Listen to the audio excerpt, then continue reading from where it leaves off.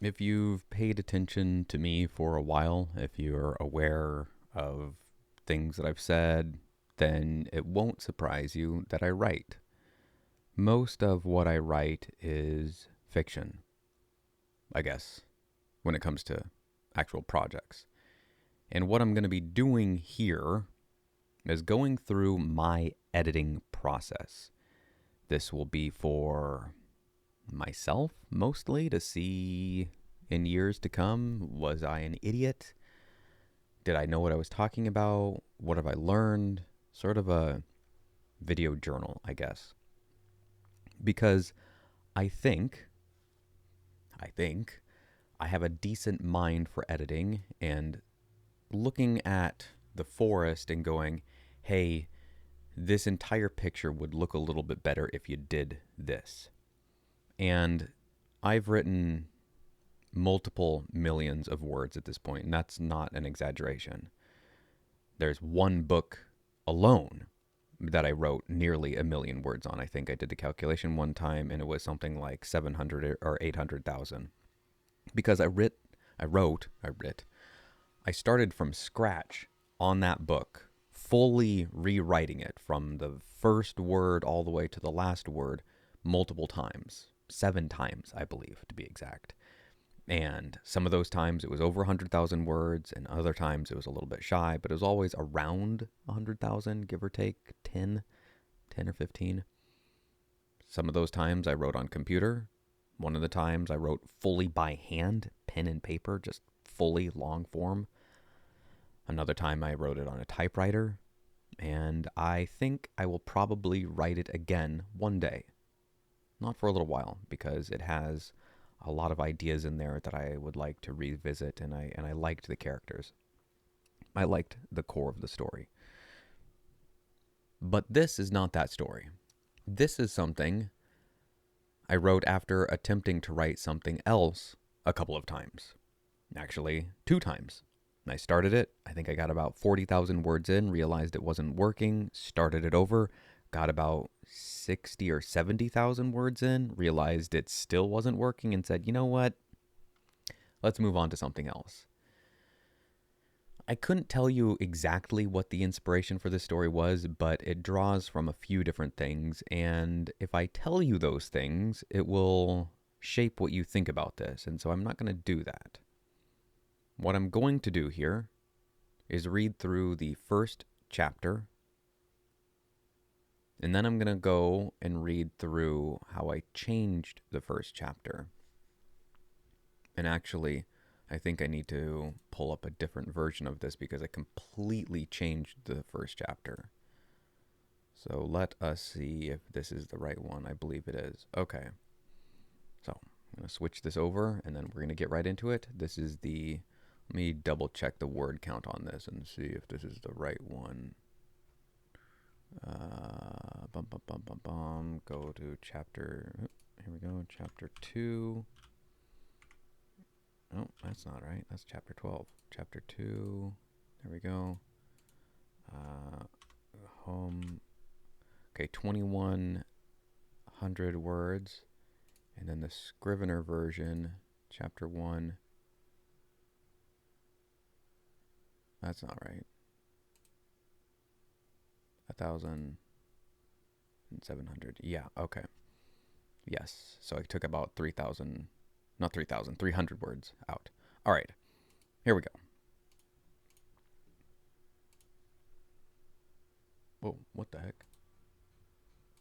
Why did that happen? Hold on. What is going on here? What in the world? No. Okay, somehow my face got huge on the screen and it wasn't supposed to be. Oh my goodness. Okay, I need to be smaller. There we go. All right, technology. Throwing me for a loop. Here we go. Okay. Jarellin was dressed in an all-black dancer's leotard that covered her from ankles to neck, thin-soled shoes, and a light canvas jacket and a backpack. She had a gaiter around her neck to pull it over her face when she broke in. If there was one thing she'd learned from robbing people, it was that speed was of the essence.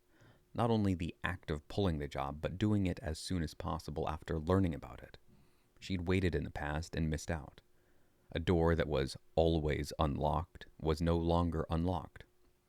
A broken window was fixed. A lazy guard was replaced. Act or miss out. So the first comment that I have here about this is there's too much here. I don't need to go into detail, nearly as much detail about what she's wearing. And the thing that really sticks out to me about this is this act or miss out. That I already showed you act or miss out in multiple ways. So I don't need to spell it out here when by saying act or miss out. I have a tendency to do this, as do I think many writers, over explaining, because I worry that the reader won't see things exactly the way that I do, and well, they won't, and that's okay. And further explanation doesn't really fix that problem, because it's not really a problem in the first place. And if anything, it just makes the reader annoyed that you're going on when they already got it probably half a paragraph ago. The home was in Sturfy-on, the first neighborhood east of downtown. It was a 2-story home, bigger than many, but not quite big enough to be called a mansion. There were far bigger homes in the area. But the Coastal home lacked in size already. Way too much about the size of this. It's not a mansion. We got it. We already had it, probably with that first sentence. But the Coastal home lacked in size. It more than made up for in architectural beauty.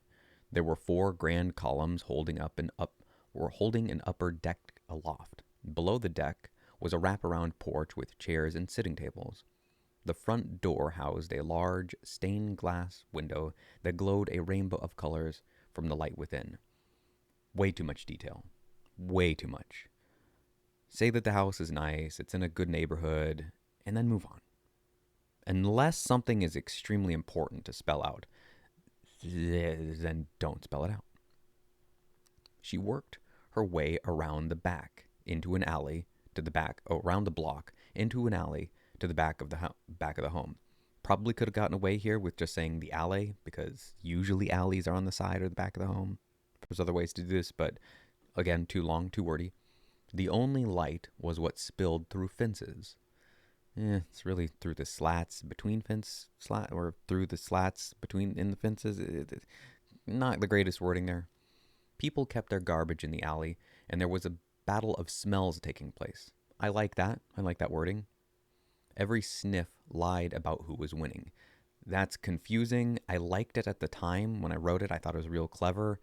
Now when I read it, I just go, I don't really know what the point of that is. The Costal's back fence ended above Jarellin's head, but she found a knothole and pressed her hands against the wood and looked through. Overly wordy. The home was quiet. That's fine. That's good. Straightforward. Simple sentence. That's good. There were lights on the ground floor, while only one room upstairs had any. A single lamp, it seemed. That's fine. She watched for a few minutes. Her heart jumped into her throat and tried to claw its way out of her chest. Her stomach did a backflip into the wall of her ribs and collapsed. What? A squealing hiss, chitter, and crash came at the same time. Jarellin threw herself to her left, away from the sound, and 2 eyes glowed in the dim light. She shooed the raccoon, fighting the urge to laugh. It hissed back at her. She knelt, picked up a pebble, and chucked it. The raccoon scampered away, back on the hunt for unguarded trash. Probably should have had the sound come before her heart jumping and all that.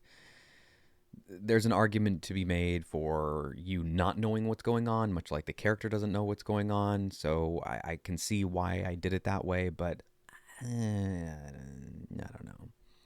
Like the front of the home, the back too had a balcony. This one lacked the stunning support columns, however. Instead, each of the 6 support beams wore a trellis. Flowering vines climbed them from ground to second floor. Overly wordy. Oh, too easy, Jarellin thought, smiling. She watched for another 15 minutes. The only interruption was someone taking out the trash half a block away. Would be better if I had given you some direction. Away. What does that mean? Up the alley, down the alley, another street over. It's vague. It's not precise. Use precise words, precise descriptions. A little before midnight, she jumped, grabbed the top of the fence, and climbed over. She landed on the backyard's grass with a soft thump and froze. She waited for her heart to calm and made sure the way was clear, then dashed to the lefternmost trellis shrouded in shadow. Meh. She took her time, making sure. Now this is bad. I already know where this is going. I remember this part. It's rough. She took her time, making sure she had a solid grip before lifting her foot, pressing up and finding a new hold. The sturdy metal trellis carried her weight with ease and without a hint of protest, and after a couple minutes of careful climbing, she was over the balcony's edge. Holy moly, that is so wordy. All that's really happening here in 51 words is I'm describing her carefully climbing up the trellis. And that's about as many words as I need to spend. Not 51. Not 51. There were 2 windows, one on either side of a thin glass door. It never hurt to try a door's handle, but it was locked. I need to learn how to pick those, she told herself. Again. Again? When was the previous time? Did we know of a previous time? Well, again? Okay. Yeah, all right. Maybe she's had this conversation with herself before because she's broken into other places. All right. Okay. Yeah. The window on the left was locked too, but the one on the right was half open.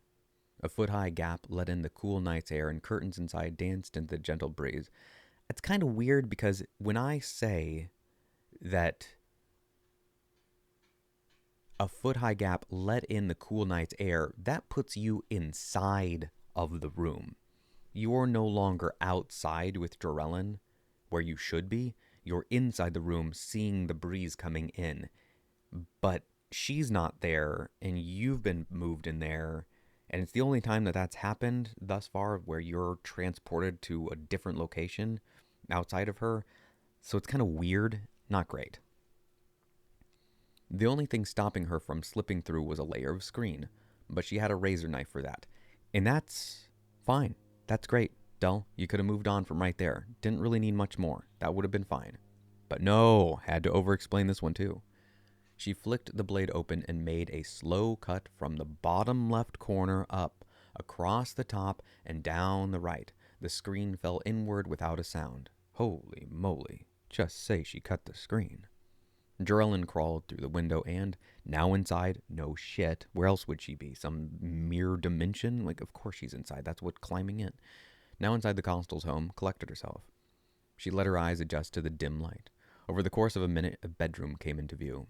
If she's this half-cat kind of person, it seems like a minute would be a long time, but alright, whatever. It was large, close to the size of her entire apartment. Entire is unnecessary here. A little to the left, on the other side of the room, was a door. Okay, why do I... Just on the other side of the room. It doesn't matter that's a little to the left. Who cares? It's on the other side of the room. Fingers of yellow light reached in through the gap at the bottom and tickled the room's shadows. Okay, that's decent imagery. I like what I was going for there, but it's too wordy and not poetic enough. It's too much. Too much.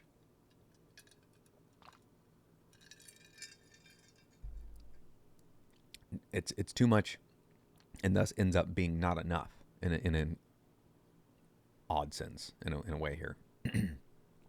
On the left wall, here we are with the directions again, sat a big dresser, and on the right there was a narrow desk with a mirror. Was that a makeup station? People actually had those? Across from the window was a big 4-post bed, complete with drapery. There was someone in the bed. The only thing she could see from her position, where else would she be besides her position, was a body's lumpen outline. Now and then came the soft sound of breathing. She crept across the carpeted floor to the bed's edge, and the breathing became more distinct. There was a rasp to each inhale and a subtle wheeze with every exhale. Her eyes were accustomed to the low light now. It was an elderly woman in the bed. Fuck yes, Jorellen thought, looking around the room. Where are you? She wondered, searching for the jewelry box. She pulled away from the bed and froze. There were voices. They were on the floor below. She let the breath she'd been holding go. Her heart pounded a drum beat in her a drumbeat on her ribs, thumping in her ears. She waited. There was laughter, followed by more inarticulate conversation, muffled by walls and doors and stairs. She slinked across the floor, her ears twitching at every chuckle and rise in the conversation's volume. There were at least two people, with a possible third. What only moments before... This has all been decent thus far, but this gets weird right here. What only moments before sent her heart galloping up her chest and into her mind, filling it with nightmares of imminent capture, was now the soundtrack of the evening. Some fine conversation shared between friends and a bottle of wine, no doubt. My goal there was to say she'd been afraid of this thing. It spooked her a moment ago, the sound, the conversation, and now it's just background sound and kind of reassuring. No big deal. And I think I failed. I wouldn't say spectacularly, but enough for it to be pointless. She made her way across the floor to the ornate dresser on the other side of the room. It held a total of 6 drawers, 4 main drawers, and a smaller pair set next to each other up top. Yeah, overly wordy. And there, sitting on the top of the dresser, okay, why'd we go into all this detail if all we're talking about is this, was a jewelry case. Hanging from the side was a necklace. She slid the pack from her back, unzipped it, nice and easy, and dripped the necklace into the bag. She'd tried the case's door, but it held firm. Instead of wasting time on trying to open the case, she lifted the whole thing off the dresser and put it into her bag. Or she would have, but this is what her gut had tried warning her about.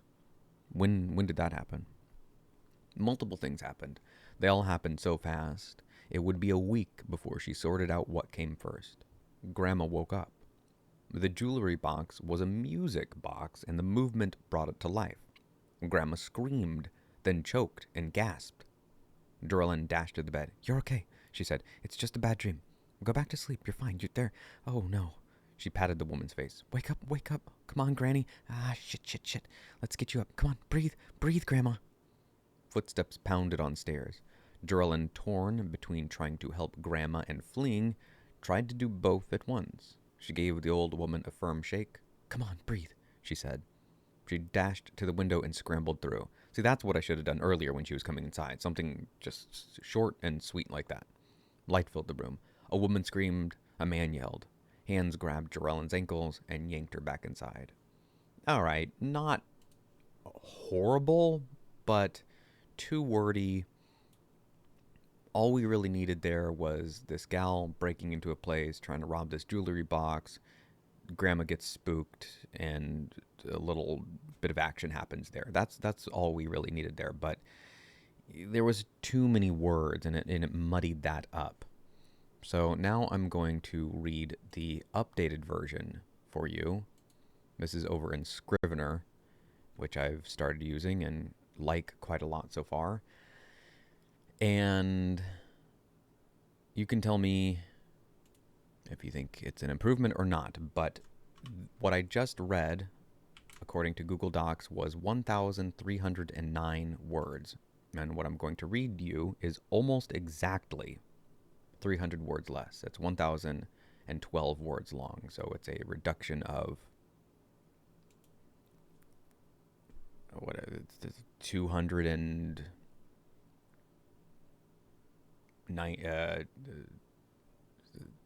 297 words, I guess. Yeah. All right, here we go. Drellin was covered ankles to neck in an all-black dancer's leotard.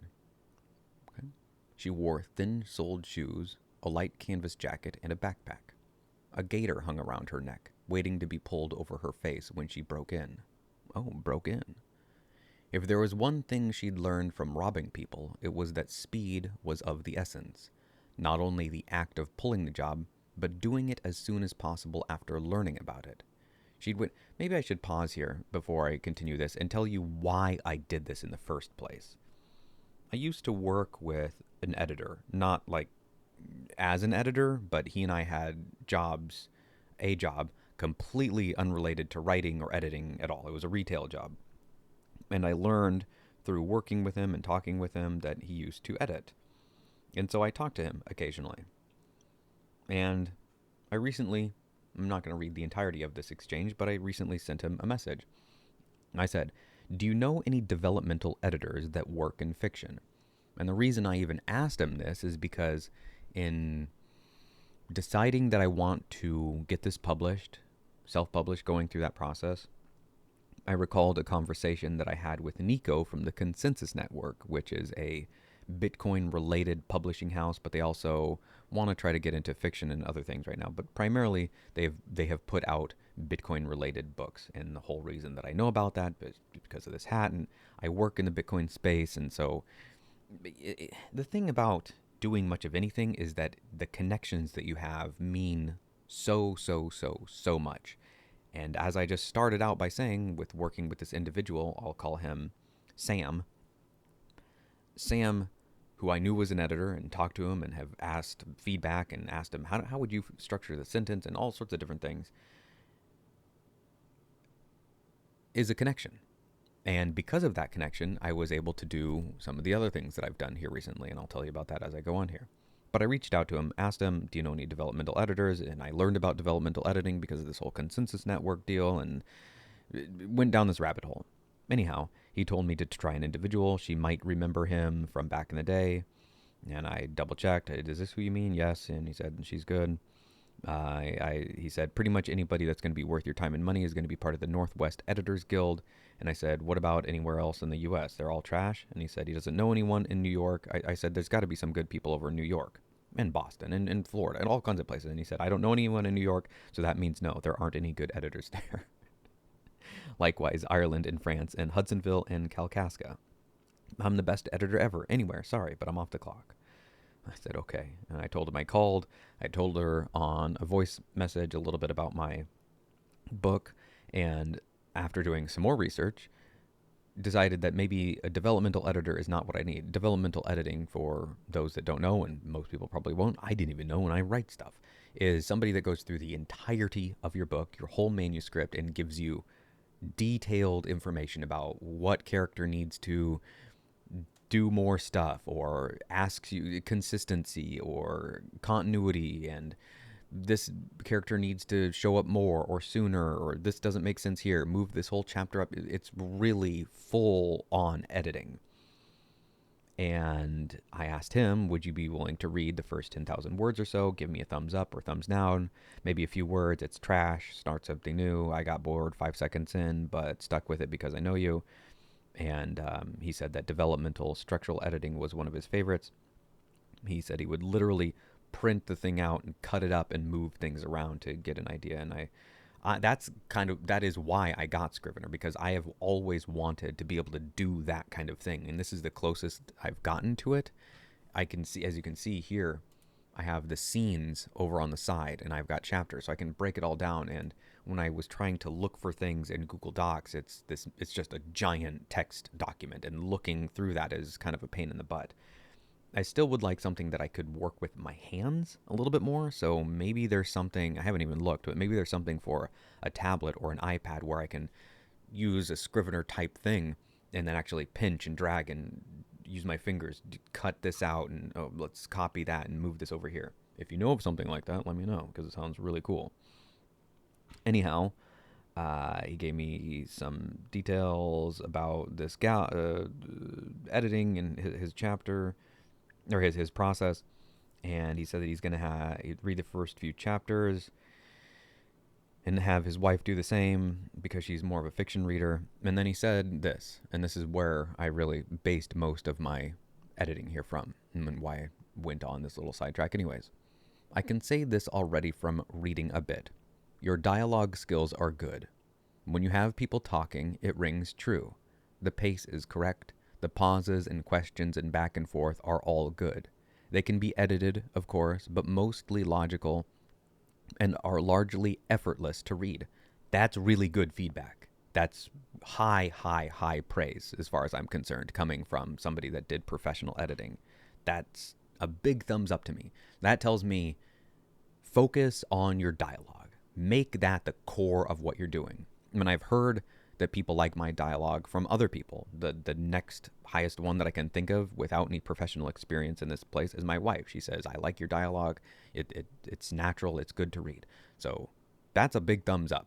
Now, it's kind of a bummer that My best suit isn't even worn during the first chapter, but that's not a big deal. If I'm halfway decent at prose and can keep you locked in, then you'll get to the good stuff. Where you get in the weeds, he says, is the setup paragraphs where editing will help, at least for me. I don't need a lot of detail about brick texture and the vines that are climbing the Doric columns or whatever. If you say, theirs is a stately home on a street of similar stately homes, all with Doric columns draped in ivy and ornate mailboxes, always black, with equally ornate house numbers, or some such, that's a quicker picture than too much detail. Even that is a little bit wordy, but I get his point here. A spooky house doesn't need much embroidery, nor does a stately home, or a Midwest rambler, or a double-wide trailer, etc. If you hear a double-wide in a rundown trailer park, that's it. We don't need to know about the rats running. You will fill in the details. So I agree 100% with what he's saying right here. In short, your paragraphs show don't say, and your dialogue just say. When you describe a person or place, just try the comedian's rule of 3 with a tie-up at the end. It was a 3-story house backed up to a small, private lake. Immaculate landscaping, the flag waving from the porch, and a sign by the door that read, The Millers. All that was missing was the lemonade stand. That's the 3. And I said, I definitely have a tendency to over-explain. And I said, I'm going to try and whack this down a bit. He said, get to chopping. And this was something that really stood out to me as well, and I'll stop here before I get back to this. He says, if a character says, home, James, and don't spare the horses, and another says, floor it, I have to shit, you pretty much know who lives where, how they dress, what they listen to, etc., unless the author tells you otherwise. Which is spot on. You don't need to sit there and explain that this guy looked this way. Like, there's other context clues to that, almost certainly. That's not going to be the entirety of a story. Just a single quote is not a story. And so if you know that this guy is riding in a 2-horse carriage and he says, home, James, and don't spare the horses, you've got a pretty good idea of what's going on compared to, floor it, I have to shit. Quite different people. All right, so back to what I did after what you heard and what I've got here now. And you'll have some idea of the 300 words that I took out. And there's a bunch of other changes. It wasn't that I just sucked 300 words out. There was a lot of other changes that went in here. Ideally, quick last note, ideally, that reduction of words will make this more concentrated. And so you will get not just the same story, the same scene, but more of it. It'll be more vibrant. That's the goal. Because it's more refined. It's more polished. So I'm going to start again. Jarellin was covered ankles to neck in an all-black dancer's leotard. She wore thin-soled shoes, a light canvas jacket, and a backpack. A gaiter hung around her neck, waiting to be pulled over her face when she broke in. If there was one thing she'd learned from robbing people, robbing people, it was that speed was of the essence. Not only the act of pulling the job, but doing it as soon as possible after learning about it. She'd waited before and missed out. A door that was always unlocked was locked. A broken window was fixed. A lazy guard was replaced. Might still be too wordy, but at least it's more concise, it's better, and it doesn't have that act or miss out thing at the end. Her target was in Sturfy-on, the first neighborhood east of downtown. It was 2 stories with 4 grand columns holding a second-story deck. Holding the second story, I should say. Not because we already covered that it has 2 stories. So here I am still editing some. Beneath the deck was a wraparound porch with chairs and sitting tables. The front door housed a large stained glass window that glowed from the light within. So no more rainbow. This is just, I'm leaving you to picture how that looks. Is it rainbow? That's fine. Is it warm amber? That's fine. Is it green? That's fine. I don't care. It doesn't matter. I kind of see it all at the same time in my head anyways. It's not like it needs to be this particular color pattern. I don't care. It doesn't matter. She worked her way around the back into an alley. Hey, way better than before. The only light was what spilled through the fence slats. Again, better. A war of smells was taking place between the trash cans? Trash cans. Between trash cans ever. Alright, this is a little wonky. I need to edit this here, it seems. Between trash cans. Trash can. The trash cans? The makes it sound like some specific ones. It's kind of all of the trash cans. Maybe I don't even do this. But war was taking place between trash cans, ever-changing stink, and the flowers planted to combat it. I don't know that we need this, actually. I think we just whack this out. Yeah. The Costel's back fence ended above Jerelyn's head, but she found a knothole to peek through. The home was quiet.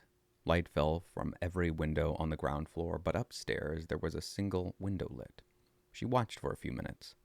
There was a squealing, and you noticed before she had her heart jump and all that, and now I'm telling you what's happening, so I changed that order. There was a squealing, hiss, chitter, and crash. Her heart jumped into her throat. Her stomach did a backflip into the wall of her ribs. Her stomach tried clawing out of her throat. Jerelyn threw herself to her left. Threw herself to the left. Threw herself to the left, away from the sound. Two eyes glowed in the... I probably don't need to say away from the sound. That's probably a given. She's probably not throwing herself towards the sound. Toward the sound. Two eyes glowed in the dim light. A breathed relief. She breathed relief and shooed the raccoon away, fighting the urge to laugh. It hissed, going nowhere. She scooped up a pebble and chucked it. The raccoon scampered away, back on the hunt for less guarded trash. Like the front of the home, there was a balcony in back. Instead of columns, there were support beams with trellises covered in climbing vines. Hey, way more concise, way better. Too easy, Jerelyn thought, smiling. She waited another 15 minutes. The only other interruption was someone talking, taking out their trash half a block up the alley. Oh, that's more precise. So it's up the alley. Okay, there we go. Not just half a block away somewhere. A little before midnight. I need a comma there. She jumped and climbed over the fence. She landed on the backyard's grass with a soft thump. I do want to italicize that. I want it to be a sound that you see. And froze. She waited for her heart to calm. I'm nodding because I'm wondering if there's a better way to word that. Almost certainly there is, but it's not coming to me right away, so we'll just move on. Once she was sure the way was clear, I think we need a comma there. She dashed to the lefternmost trellis, shrouded in shadow. She climbed up, careful and quick. Oh, so much better. So much better.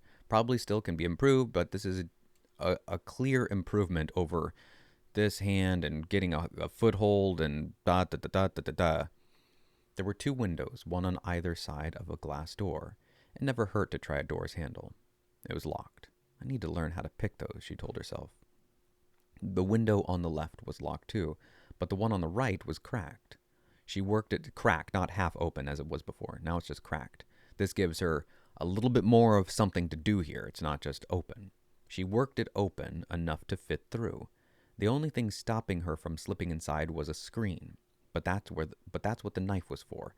And remember what happened here? To the top, the bottom left, and the up, and across the top, and down, and da-da-da. Here we go. She cut a hole in the screen and crawled through. There we go. And there's no more about the breeze and the wind blowing in. That's all gone too. The room was the size of her entire apartment. That, I think, is so much better than what it had been. Where is this?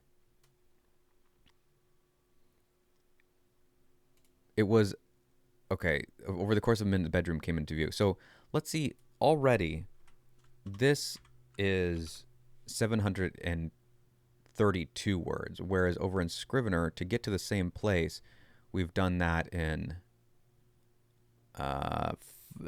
786 words. Is that right? Am I seeing that right? I think so.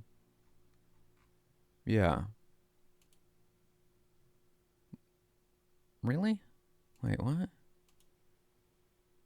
400? So I lost 200 words there? Pretty that and it doesn't seem really like much different. Same stuff has happened. Okay. The room was the size of her entire apartment. I don't even know if I need entire apartment here.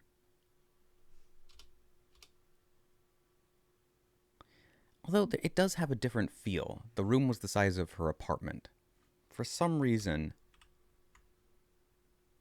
that entire is more encompassing. I know it is with just apartment, and I could see an argument for removing entire.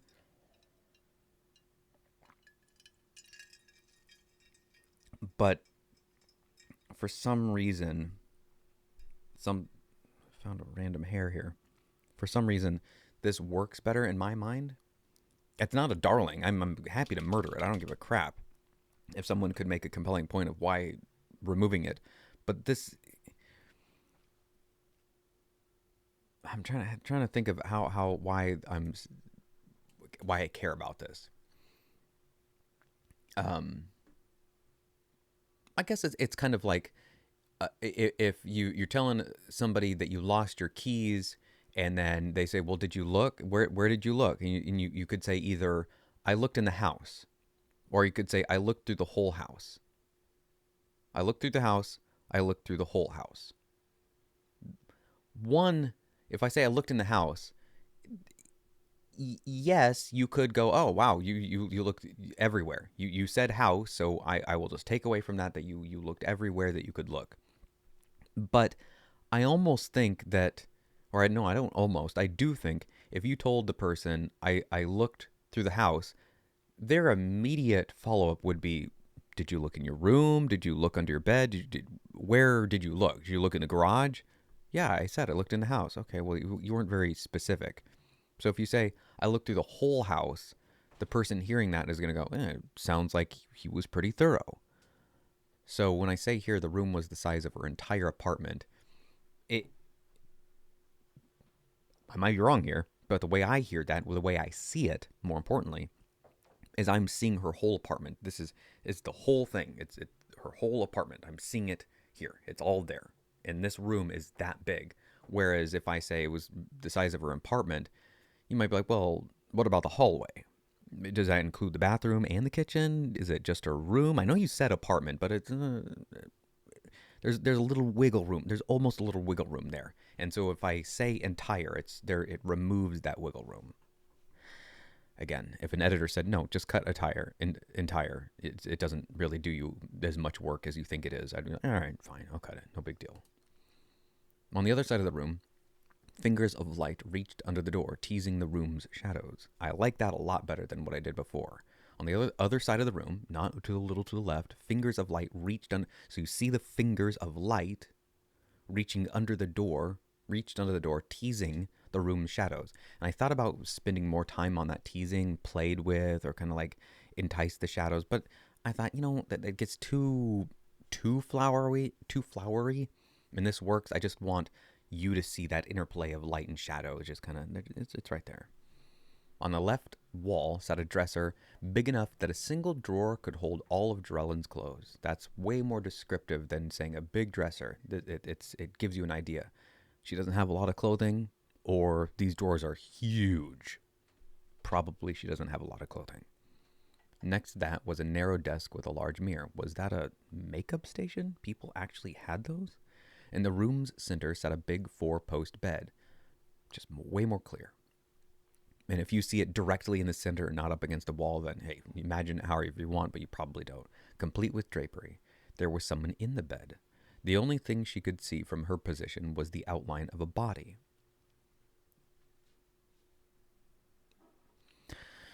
So I commented on this before. The only thing she could see from her position. I said, well, what are the position? There is a better way to do this. Something about from where she stood, but that's kind of filtering. I think we just do this.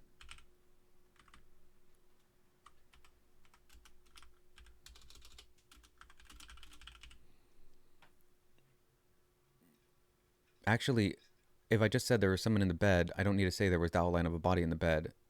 I can just get rid of all that, actually. Yeah, I don't even need that at all. There we go. Much better. There was someone in the bed. Now and then came the soft sound of breathing. There we go. You see someone in the bed, and you don't know what this person looks like. That hasn't been given away, so you probably see them with covers on. You probably don't just see a body in the bed just laying there dead. You might, but probably not. But then if you did, and I followed up with, now and then came the sound of soft breathing, now you're seeing somebody alive. You're not seeing a bleeding out body on the bed. And I say there was someone in the bed. I don't say there was a body on the bed. That has a very different feel to it. She crept to the bed's edge, and the breathing became more distinct. There was a rasp to each inhale and a subtle wheeze with every exhale. This is me trying. You can tell me if I succeeded or not. Giving you an idea as she gets closer to the bed of what this person is, who this person is. There's a subtle wheeze, but there's a rasp. Doesn't sound like this person's super healthy. Either it's not a snore. Something seems amiss. Ghost-like wisps of gray hair. Oh, okay. This person's old. Lay about the head of an elderly woman. All right, and there it is, spelled out for you. Here's hints, because that's what Jorellen would be seeing. Hints. Oh, it's an old woman. Got it. Fuck yes, Jorellen thought, looking around the room. Where are you? She wondered, searching for the jewelry box. She pulled away from the bed and froze. There were voices. She let the breath she'd been holding go.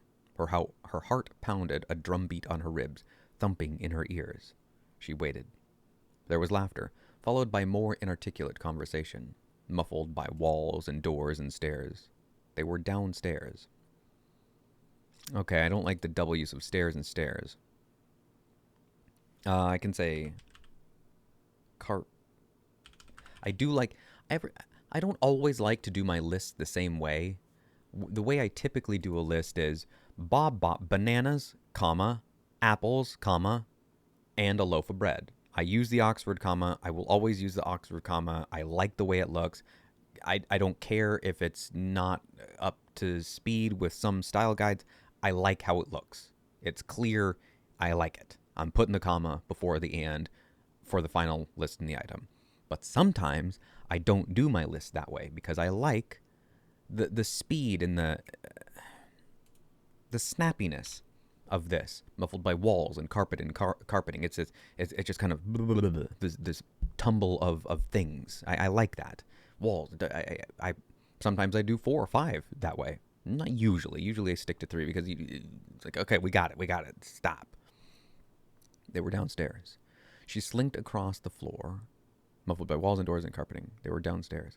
She slinked across the floor, ears twitching at every rise in the conversation's volume. I get hung up on this word rise. At every rise, but increase sounds too scientific. It's a rise in volume.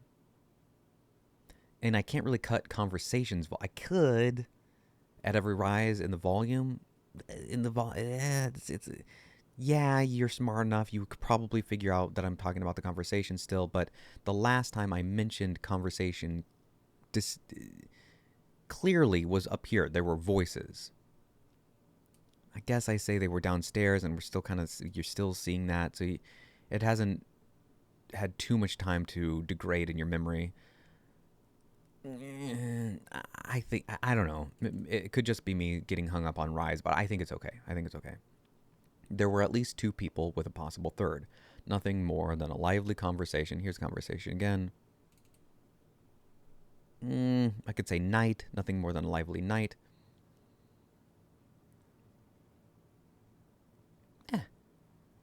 Nothing more than a lively... You can't get too hung up on the reuse of words. Sometimes that's the correct word, and you don't want to get too fancy with it because people are like, all right, I see what you're doing, and it becomes writing, and if somebody can see that you're writing, you fucked up.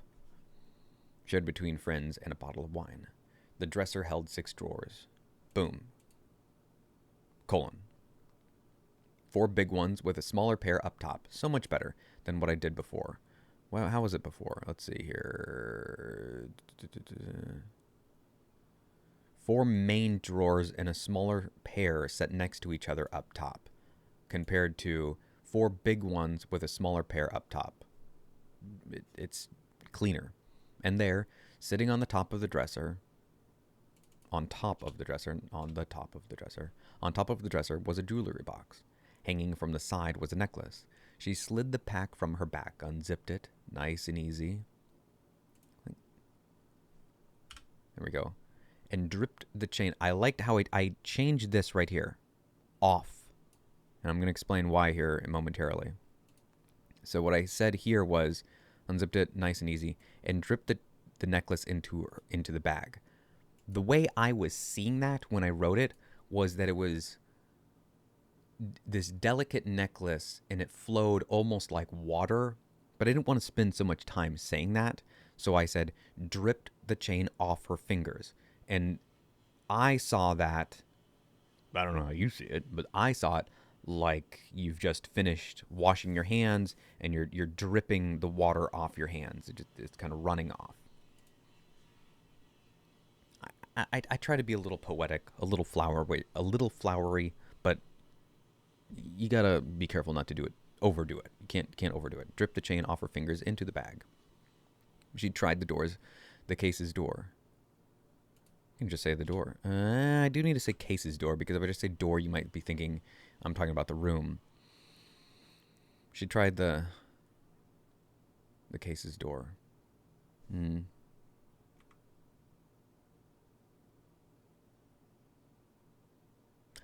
Actually, I don't think I need this at all. I can just say,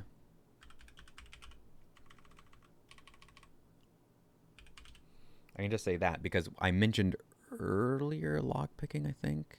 Maybe I didn't in this one. I don't think I did. That's fine. But instead of wasting time, instead of trying to unlock, I don't need to talk about the wasting time. Instead of trying to unlock the box, she lifted the whole thing off the dresser.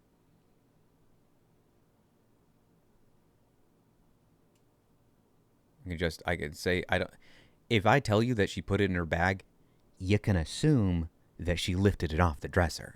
She's not taking the dresser with her into her bag. Instead of trying to unlock the box, she put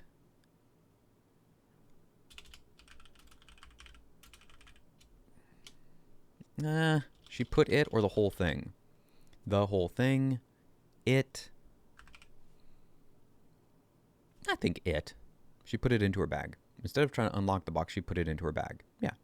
Or the whole thing is, it's weird because it's the same kind of issue that I was talking about with entire apartment, but here, because we're just talking in the same sentence here, it's different.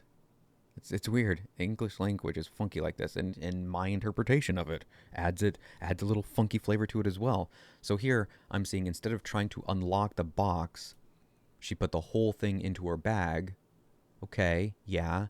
Or she put it into her bag. It's like saying anything else. Instead of trying to finish the sandwich in one bite, he put it into his bag. Instead of trying to finish the sandwich in one bite, he put the whole thing into his bag. It is more concise. Maybe because it's a smaller thing and she can hold it. She is the one doing the encapsulation. Interesting. I wonder if that's what it is. Because she, the character who we have more or less got a decent idea of at this point, decent enough, we know she's humanoid. She has to crawl through windows like anybody else. She's not a fairy, and she's not flying through the tiny gaps in the screen or lock holes like Tinkerbell or something. So she's humanoid. We know that. She's got a backpack. She's got a leotard. She sees a bed. She sees a grandma. So she's you or I size, give or take. And so she is the one doing the encapsulation, the enveloping of this item. Whereas with the apartment, it's something that she would be inside, and so I need to confine that for you. I wonder if that's what's going on. Interesting. Words are trippy, I tell you what. Or she would have. She put it into her bag. Or she would have. But multiple things happened. They all happened so fast, it would be a week before she sorted out what came first.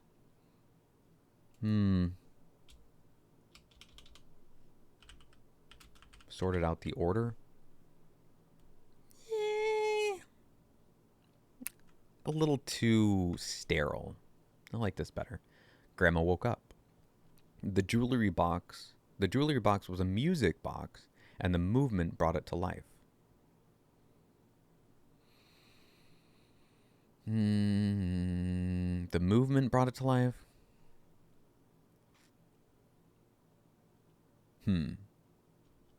I almost want to say Jor-Ellen lifting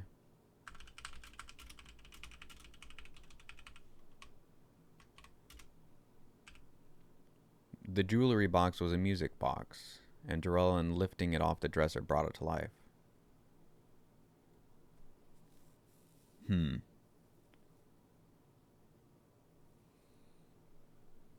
Or I could just say, and it came to life.